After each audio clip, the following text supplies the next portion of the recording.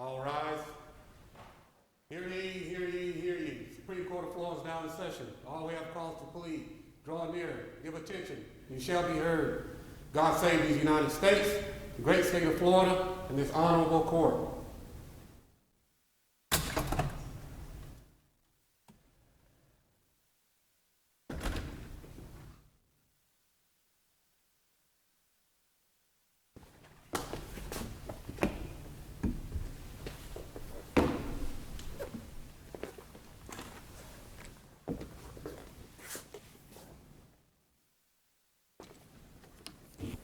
Ladies and gentlemen, Supreme Court of Florida, please be seated.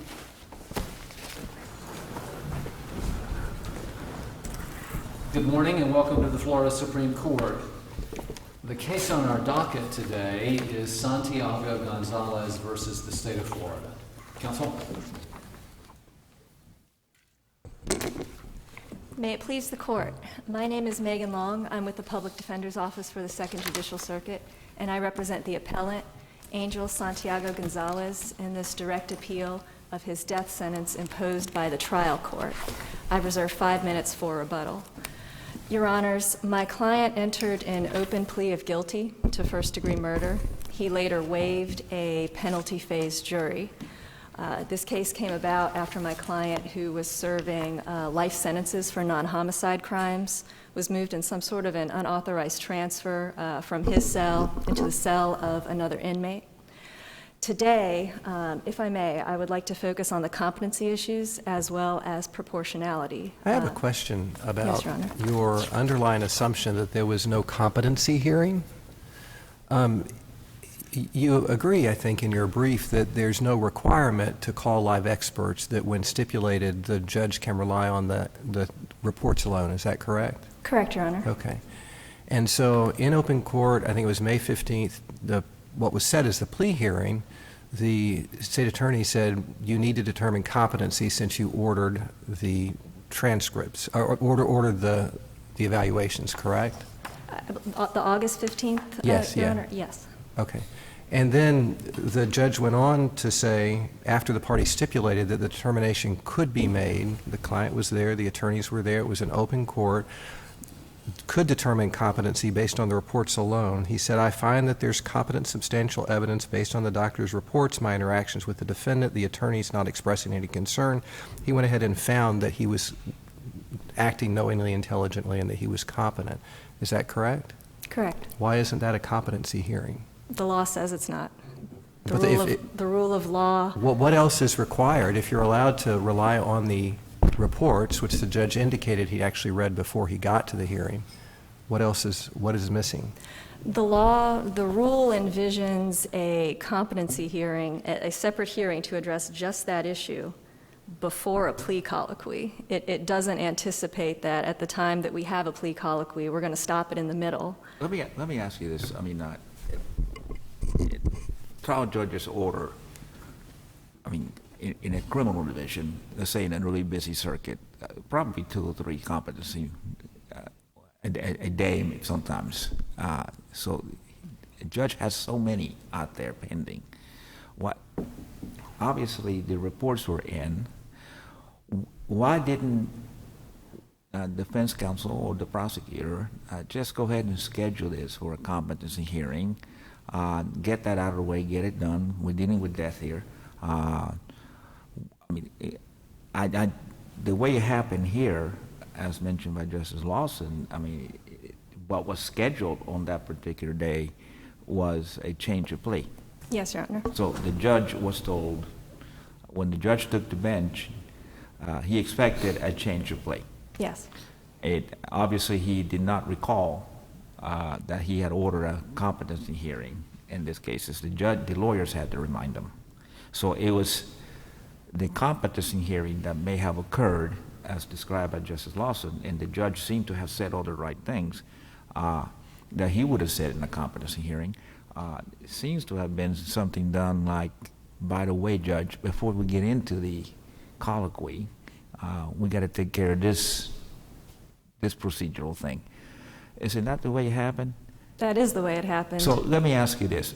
If the judge had said, okay, before we do that, he said a number of things that were not correct, but before he said anything, if he had said, okay, we are now conducting a competency hearing,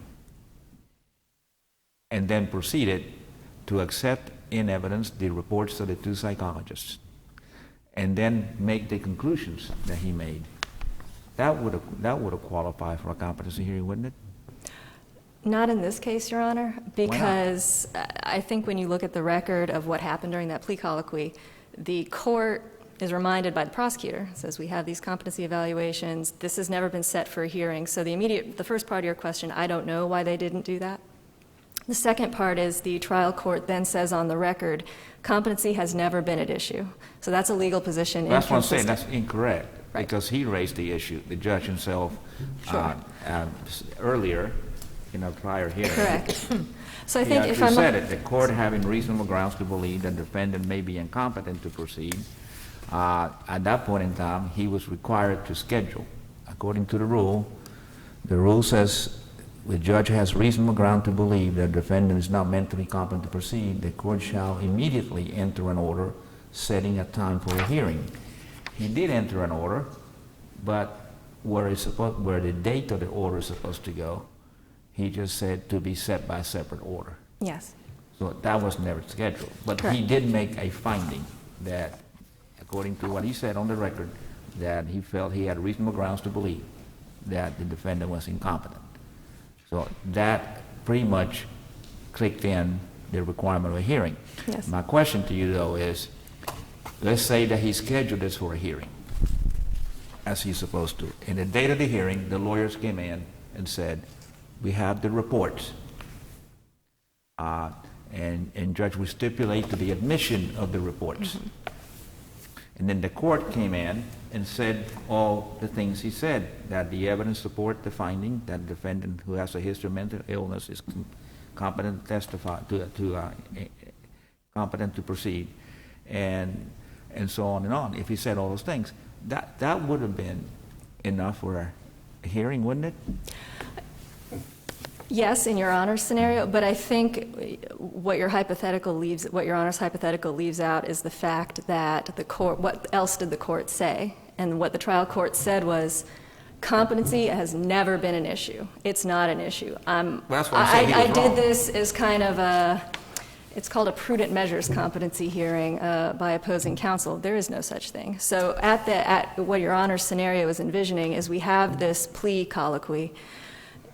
Your Honor saying if the lawyers had said we're going to do a competency hearing first and then we're going to move into a plea colloquy, I think here on this record, when the trial judge says, I'm not meaningfully considering this because it's never been an issue and we are going through the motions for competency because this is a capital case, I still think that competency hearing, the one that you've described, is still inadequate as a matter of law. Even though, like I mentioned earlier, I thought that was the wrong thing to say because competency had been raised. It was an issue. But that being said, once the reports were in evidence and the lawyers didn't present anything else in way of incompetency, and then the judge made the right rulings, based on the competent substantial evidence in the case, and so on and on. That would say the only thing that's missing from that is just him starting by saying we're now conducting a competency hearing. I think isn't that enough? I don't think so here, Your Honor. I think what's missing is a genuine independent determination of competency. Well, he did that. I mean, this is not the situation that we had in Dougherty, where the lawyers just came in and said, we stipulate to the findings in the report, and based on that, the judge said, okay, competent.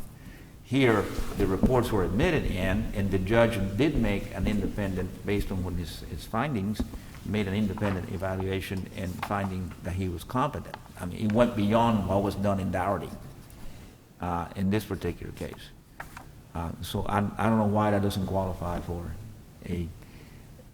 even though it wasn't scheduled to be such, it was not entitled to be such, yet that it was such. I respectfully disagree, Your Honor. I don't think that comports with the rule, and I don't think... The evidence that was submitted when competency was determined were consisted primarily of 2 expert reports, and what did they say as to the defendant's competency? They determined that he could have a rational and factual basis to understand. They said he what was competent. That was their, Yes. yeah, okay. So you had 2 experts, and those were the reports. That was the only evidence submitted. The judge had multiple contacts with the defendant and indicated that he had no concern regarding the defendant's competence based on his personal interaction. Is that correct? That's correct, Your Honor. Okay. And then, as he recited, neither lawyer indicated that they had any concern based on their multiple interactions with the defendant regarding his competency, correct? Yes, Your Honor. Okay, so that's everything that was considered when competency was determined, and I'm wondering how you think any other conclusion could have been reached on that record. I think that the fact that he had started the new medication regime and the fact that he changed his mind so many times, and with a history of self-mutilation, would it be more helpful if the trial attorneys had said, I think I'm disputing this, of course, but still, when the parties meet, we're about to enter a plea, and the judge says, this has never been an issue, we're going to just go ahead and But counsel, the trial court knew much of that record. The self-mutilation was well documented in the reports. In fact, these are pretty, I've seen a lot of these reports. Yes. This one's a pretty detailed report going through his psychological history till when he was, I think, 8 or 9 years old, correct? Yes, Your Honor. All right, so the trial court was aware of that, having reviewed those reports, correct?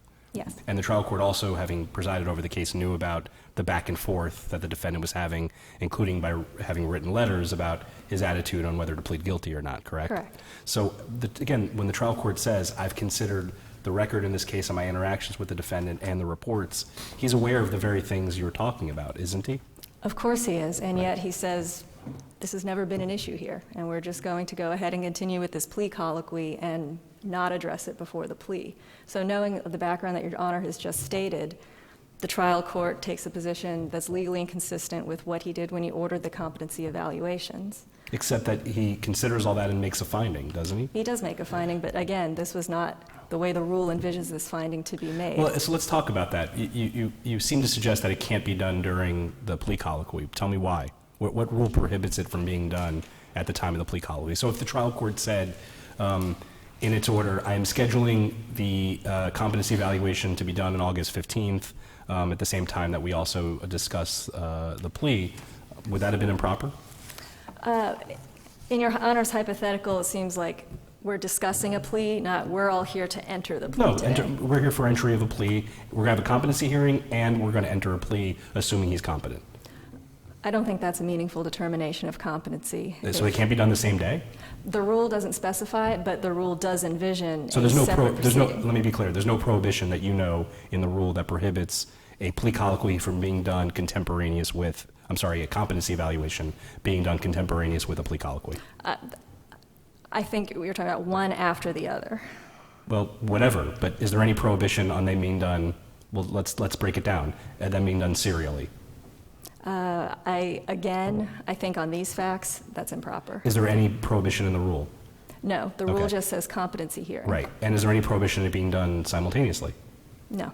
Okay, so what's the violation? How are we to reverse something if the trial court, again, assuming it was done correctly here, what has been violated such that we could vacate the conviction based on some rule of law, some case, some precedent, some statute, something?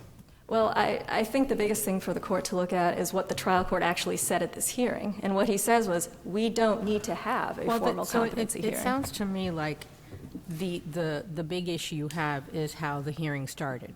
So let's assume that the trial court judge had not said that. You stand up and he thinks that you're at a change of plea, and he's like, oh, I thought it was a change of plea.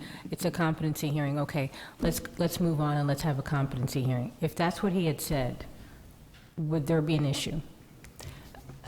So there's no competency hearing scheduled, and they get to a plea, and then he says, oh, I forgot, and now we're going to do competency. No, he didn't forget. He scheduled a Defense competency counsel hearing. and the state raise it. There's a competency hearing. There's an issue pending. Oh, okay, there's a hearing pending. Let's have it now then.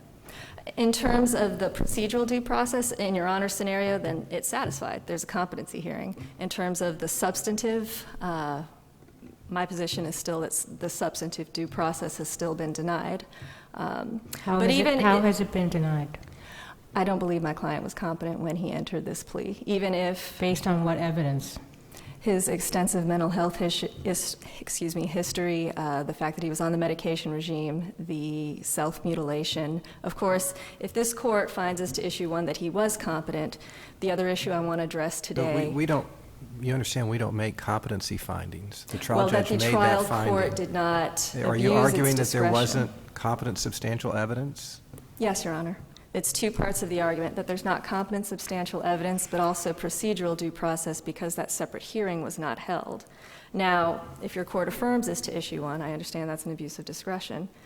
We still have issue 2, and so we have that August 15th, 2016. Back on the plea. competent substantial evidence, how can there be an absence of competent substantial evidence when there are the 2 expert reports?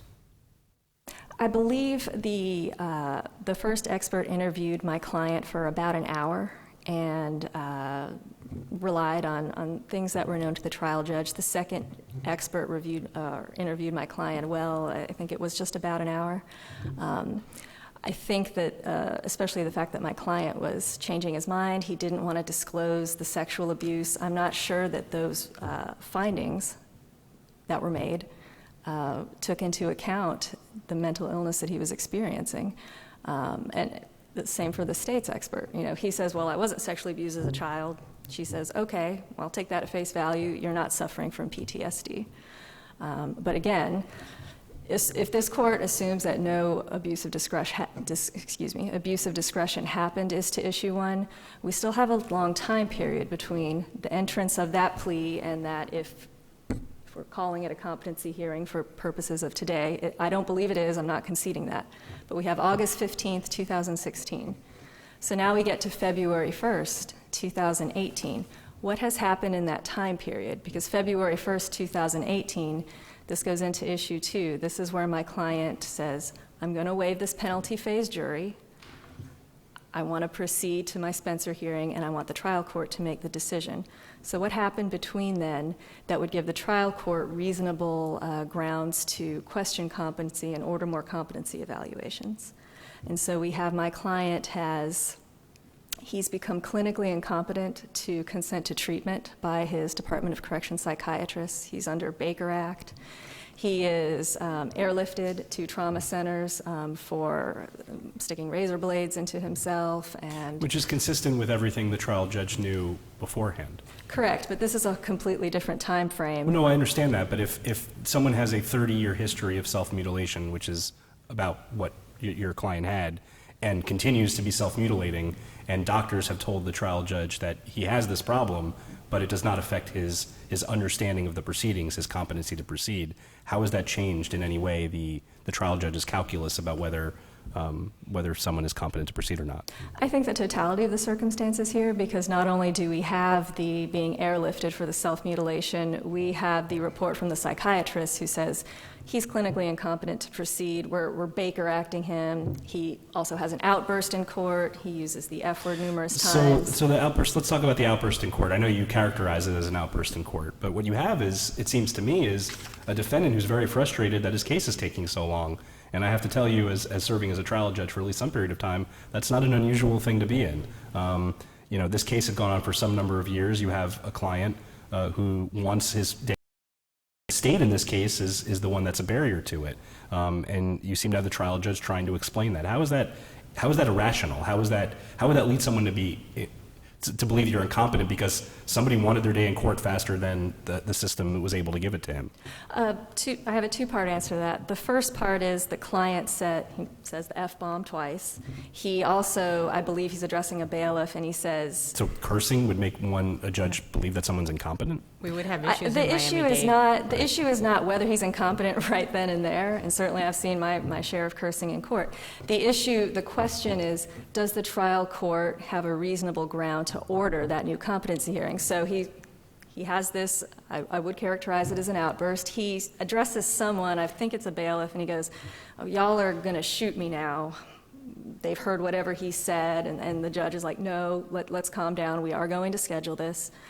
So I would characterize that as an outburst, and I think a trial court looking at the hospitalization, the clinical incompetence by a psychiatrist, and the fact that he's having this outburst in court when in other settings I guess what I'm saying he's is been observed. How is that not a perfectly rational, while less than lawyerly response to one's frustration to not having a hearing set as soon as possible?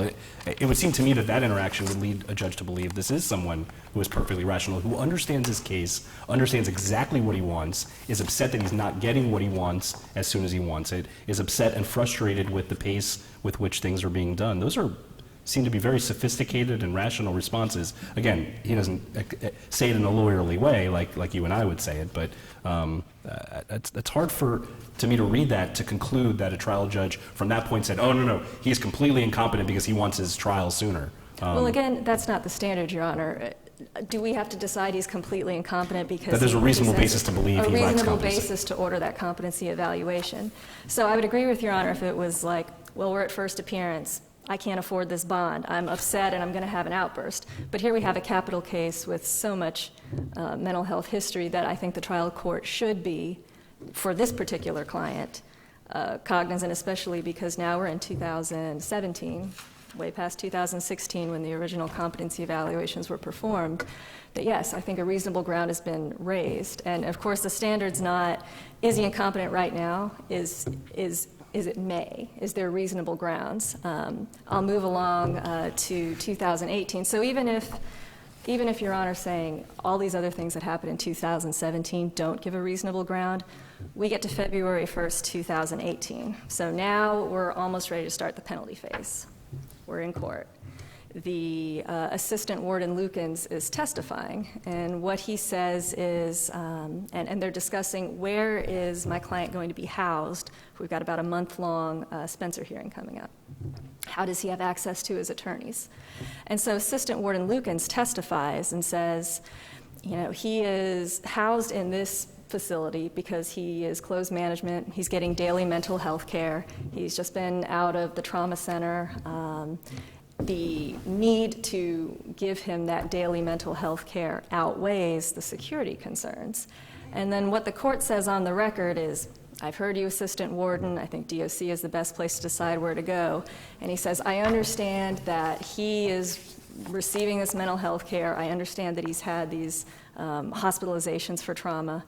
And the court says that on the record. I think a reasonable trial court at that point, even take away all those other things, at that point on that date would say, okay, this person needs new competency evaluations. I'm having a hard time understanding how you're equating mental health issues with lack of competency, because our case law is quite clear that there are many people who have mental health issues. I've heard statistics of somewhere in 30% of the population has some sort of mental health issue, but yet are perfectly competent to proceed. Those are very, very different standards, and I'm having trouble understanding how a judge who recognizes that someone needs medication and has mental health issues is somehow incompetent to proceed where there is A, a presumption of incompetence, and B, knew about that very mental health issues at the time 3 months ago, had extensive reports on them, and still found him to be incompetent. I'm having trouble understanding that. I think the cases that Your Honor probably is referring to and that are referred into in the state's brief where, yes, if you have a diagnosis of some sort of mental illness or you've been found incompetent in the past and you're currently on medication, there are cases that say, yes, you can be competent to go to trial. But what you have here is this long time period between the plea and between February 1st, 2018. So I think a trial judge who would say, knowing that he has this history, we're about to start a very intensive Spencer hearing. This person's going to have to be consulting with their lawyers every day that evidence is presented. And what does the trial judge hear? He hears he's self-mutilating again. He is under daily mental health care. What we don't have is a warden coming in and saying he's complying with his psychotropic medication regime. We don't really have any new issues to present here. This is more of an administrative, let's move him closer to the attorneys. We don't have that here. And what we do have is the trial court saying, I understand that you're not doing well right now and you require daily mental health care. This is a different time than the plea, and the law contemplates if you're not currently able to understand what's happening, if you can't work with your attorney, It has to be a new hearing, just like Did it's the just warden, excuse did the me. warden say anything that indicated that the defendant did not understand what was happening? He said he was getting the same kind of treatment he'd gotten that. He was not there for that purpose, Your Honor. He's there to talk about placement, and in that sense, he testified, well, he's placed here because he's receiving mental health care.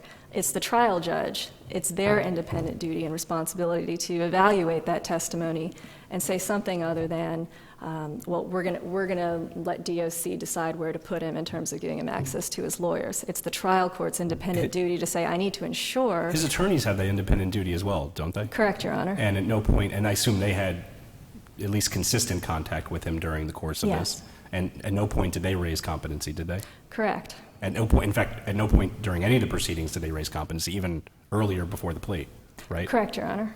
If that were all that was required, this wouldn't be an issue. Certainly not, but isn't that a factor that the trial court's interactions with the defendant, his understanding of the mental health, go to whether there was a reasonable basis to overcome the presumption of competency? It is one factor to consider.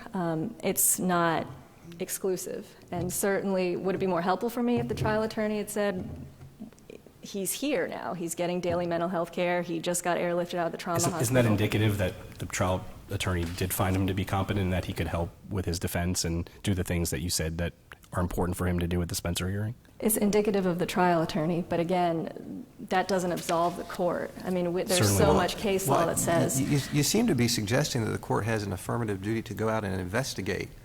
There's a presumption of competency that attaches. At this point, yes, Your Honor. You think the trial judge had a duty to appoint an investigator? No, Your Honor. I think a trial court had the duty here. So for issue one. You just said no one said to the trial court anything that would indicate incompetency, only to indicate a continuing mental health issue. So what triggered a duty for the trial judge to do anything under those circumstances? You're suggesting any time a trial judge has an indication that someone has a mental health issue, they need to affirmatively act to determine competency? If it's a mental health issue, the severity of like is in this case, then yes, they need to. If And they what hear case or that, what rule or what statute says that? the I'd Rule like a s- 3.210, as well as all the due process cases, if the trial court has a reasonable belief, because that's the only question as to issue But the two. trial judge obviously didn't. And I think that was a mistake. That's Well, my you say argument like here. in this case, but how do you define the category, other than your client gets the benefit of the category? What's the definition of the category? The category of what constitutes a reasonable belief Yes, that as a matter of law. competency has changed. Yeah, as a matter of law, that where we can look at that and say, as a matter of law, the trial court strayed here by not finding that. I think what Your Honor's question, if I'm hearing it right, is there some universal standard that could be for every one of these cases? What would trigger the trial court having to ask for a new competency hearing? But it's such a case-by-case determination. You're looking at the client, you're looking at the record. I don't think there's one that would be universal, a bright line rule. I think so my argument is, if assuming he has a presumption of competence for issue one, we get to the penalty phase. We have this time difference. What in this record? Counsel, you may keep going, but you are in your rebuttal time. You've used about half of it. Thank you, Chief Justice. I'll reserve the remainder of my time.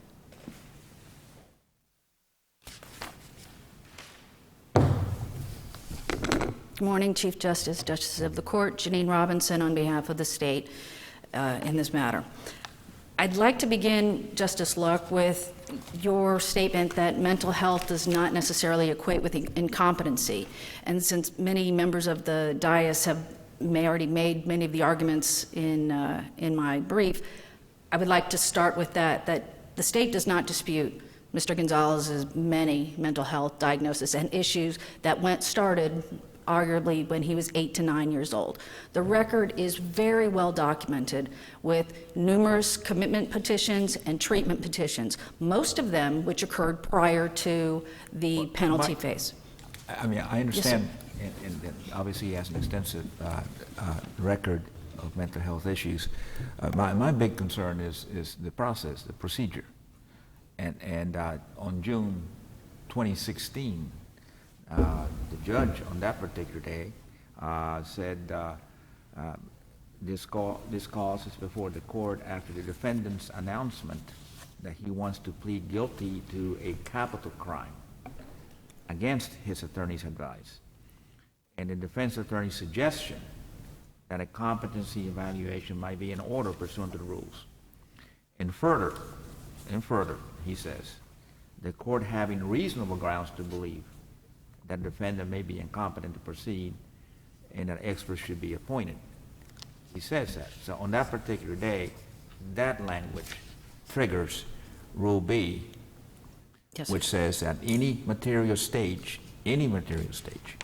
of a criminal proceeding, the court on its own motion has reasonable grounds to believe that the defendant is not mentally competent to proceed. The court shall immediately enter an order setting this for hearing. Agreed. Now, he enters an order, but he doesn't schedule for hearing. He gives it a time, but he doesn't schedule it. Agreed.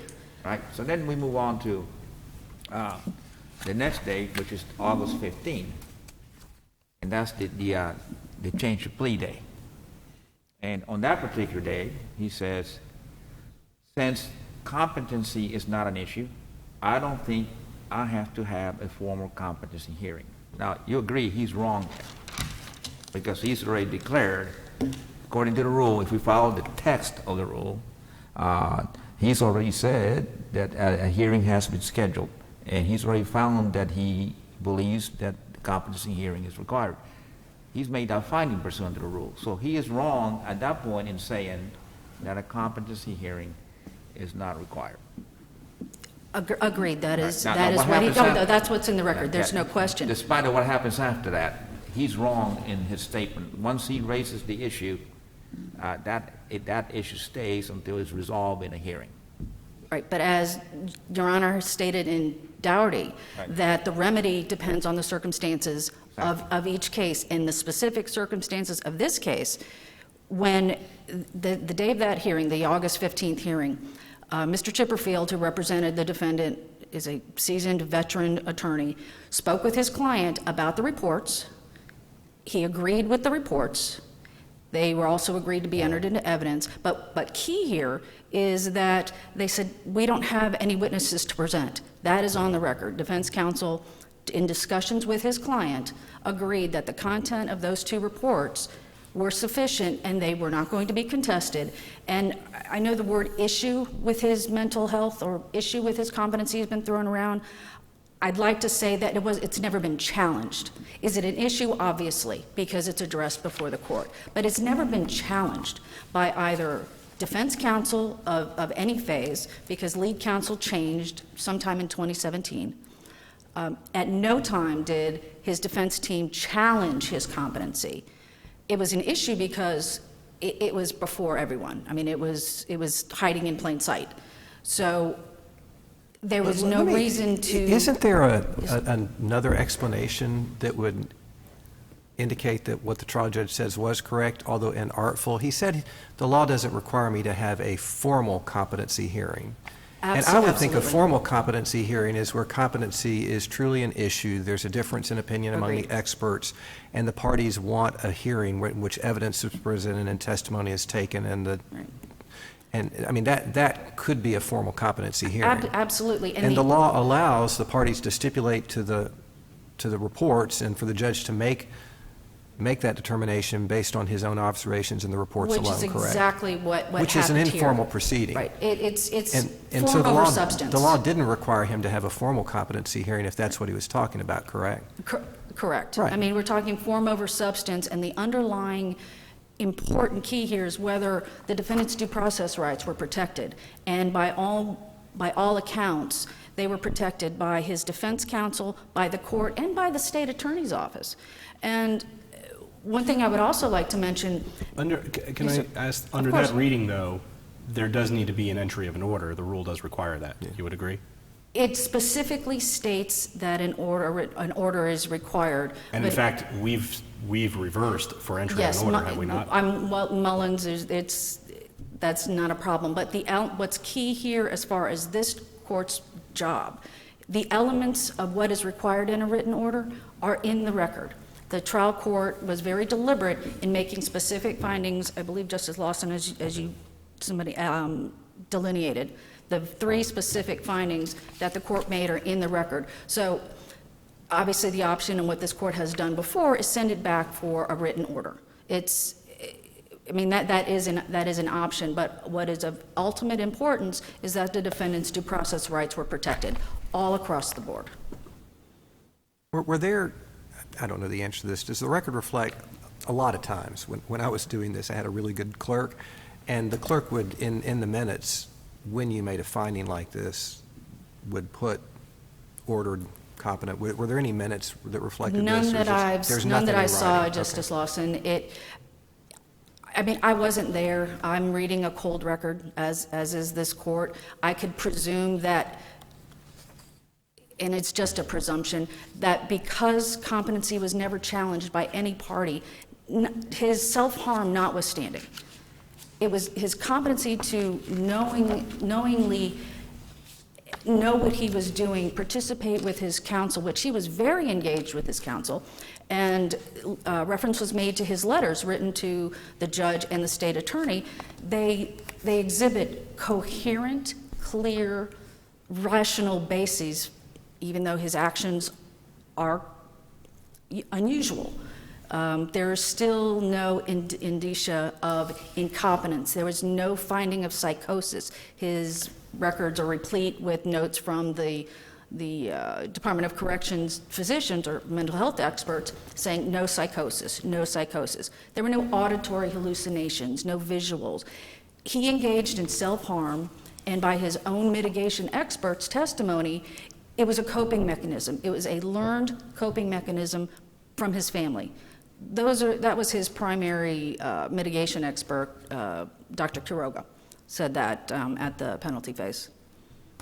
Well, the bottom line is just that I'm more concerned about the process. Agreed. Especially when the death penalty is involved. And bottom line, if anything that we should say, agree with you, is that once a determination is made by a judge that a competency evaluation is needed, nothing can happen until that's resolved. I don't disagree with Your Honor. The rule says what it says. Right. The case law says what it says. And In this situation, because we have all of the elements to be consistent with the procedural requirements, there is no reversible error. However, should the court wish to reinforce your position in Dougherty, well, I understand that. There would have been if the lawyers hadn't reminded the judge. But in this case, we had He was about to start- three segments of the parties who were looking out for this because of the known mental health issues. No one shirked their duties. Everyone rose to the level of protecting this man's rights. And if there are no further questions, the state would ask that you affirm Mr. Gonzales' conviction based on his guilty plea and death sentence. Thank you.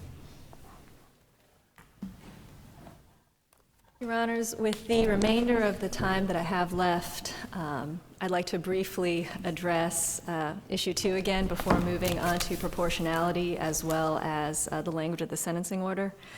My argument for Issue 2 comes down to this. I think there's no universal rule of what a trial judge should do for these types of issues, but here, especially on February 1st, 2018, the trial judge should have looked at that testimony, specifically after Warden Lukens testified, and ordered new competency hearings. I think the rule anticipates that a judge in that position would do that. Let's just be sure he's competent till we move to this next phase. As to the sentencing order, my argument there... Counsel, is this rebuttal? Yes, Your Honor. Did you argue that in your initial argument? At the Issue 2, What you're talking about now. You know, the way it works here is that you make an argument, then opposing counsel can respond to that, but it's, what you're doing now is not for you to bring up something you didn't discuss at the beginning. I'd be happy to continue my argument on issue 2, Chief Justice Kennedy, if that's what the court would prefer.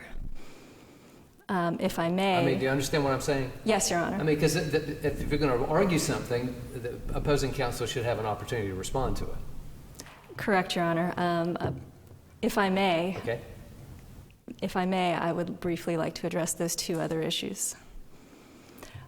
My argument as to the sentencing order is very simple.